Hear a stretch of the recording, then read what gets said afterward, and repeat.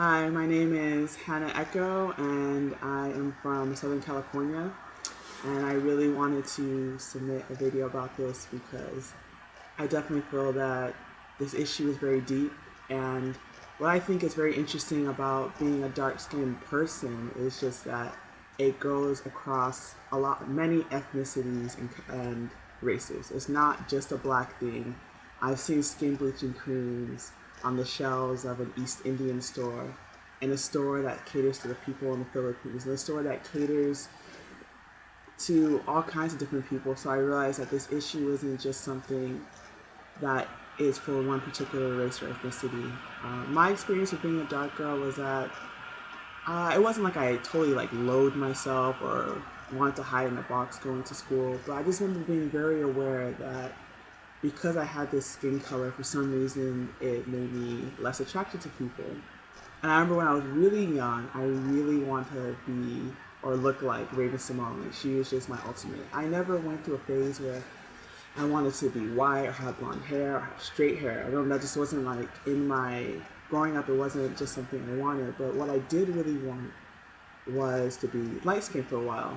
And I remember just knowing that it was such a big deal, but it was always kind of odd because no one talked about it from when I was really young to when I was older.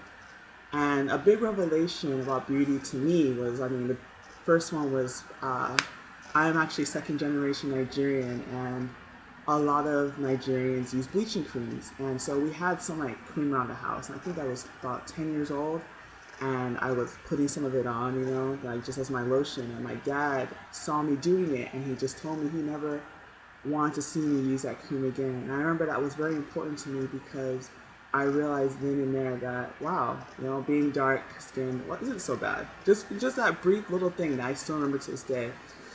And then I guess the second big thing for me was just seeing Lauryn Hill, because just to see her, I think, was amazing. Just to know that here was this woman with this message, with this beauty, all her own, who was out there, just spreading her own music. And I remember that was just such a big thing for me, because I used to watch a lot of MTV growing up. I was MTV junkie.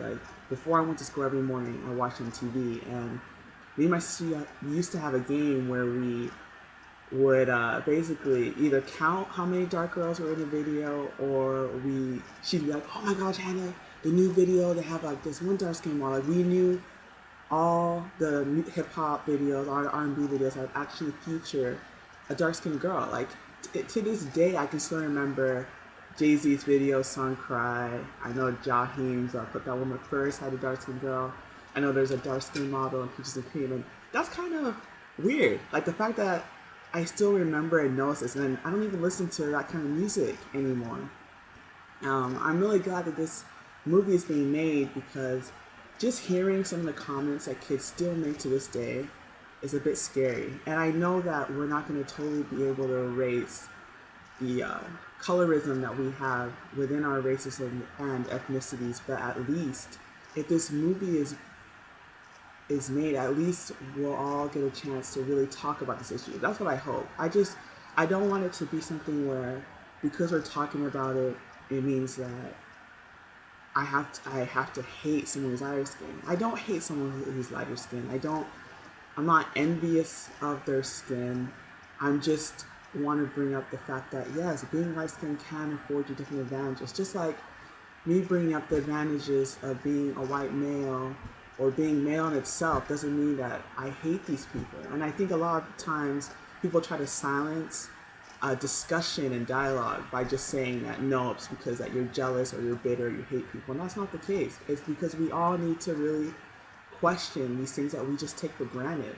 Saying that, calling someone tar baby, or saying that you can only see them, in the night when they smile, open their eyes. These are things that, jokingly or not, are issues that point towards something very large. And I just think that once we start talking about this, we really unpack all of other issues surrounding just in itself, the tone of skin that you have. And I just really want to thank the directors and all the people who are, put their money where their mouth is and made this movie possible. And that's all I have to say about being a dark-skinned girl.